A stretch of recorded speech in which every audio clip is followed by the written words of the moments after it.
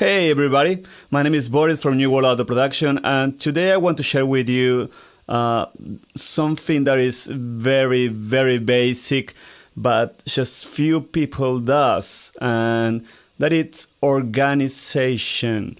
So the importance of being organized in a session, it's very high. So what I want to show you today is the way I organize my session within Pro Tools.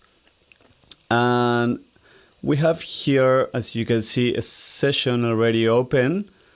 So this session here is from John Smith, which is an awesome artist.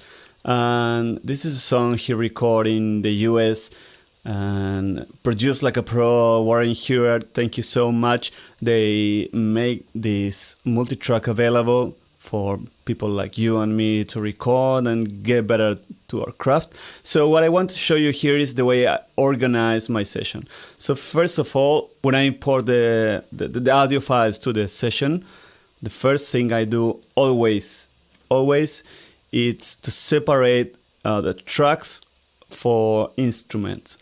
So first of all, I will put all of my drum tracks to the left of the session.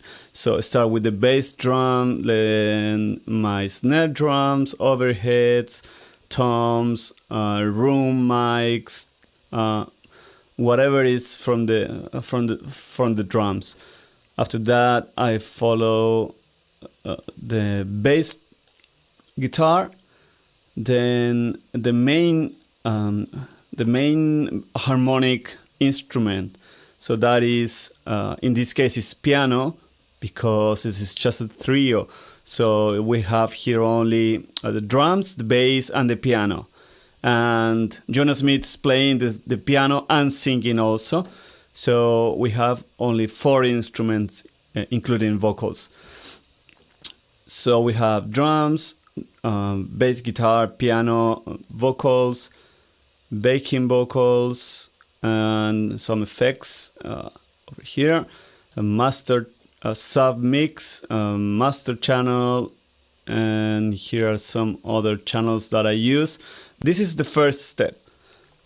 This is very important because otherwise, if you have all the channels all over the place,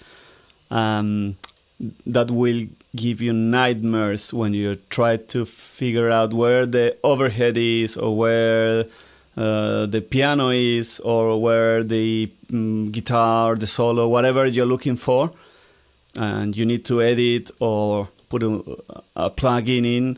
That will give you nightmares. So it's always better to have a system. That could be your own system. I'm not saying that you have to do it the same I do it, but it's very recommended that you always do it in the same way. So consistency is very important here.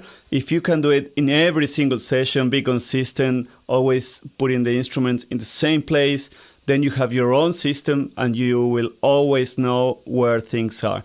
After I do that, the next step is to name every single channel in a way you will understand. When these tracks came to me, they were named differently. It was pretty easy to understand what it was on each channel. You can see here, kick out Neumann U47. There is another calls. There is a snare top 57. Anyway, you can see that it's pretty well named. It's pretty clear what is in it, but it's not the way I normally name the channel. So I name every single individual channel the way I normally understand what is in there. So this is the bass drum in, bass drum out, bass drum far, sub bass drum, snare drum top, snare drum bottom, and so on and so on and so on. I always try to keep it short names, so I can just read it very quickly.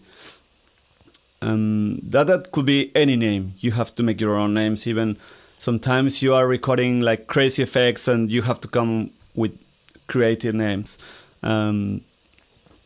So that's very important. After that, the other things you can see here, I have on my mix here the channels with different colors. So that's very important also. It's another way to locate your instruments. So always my drums are blue, this channel here. My basses always are yellow. Pianos are normally some kind of blue. My vocal is always red, and backing vocals are always orange. The effects, I normally leave it in green, and the master channel is this deep red burgundy kind of color, and that's very, very important also. Yeah, I think that is for now.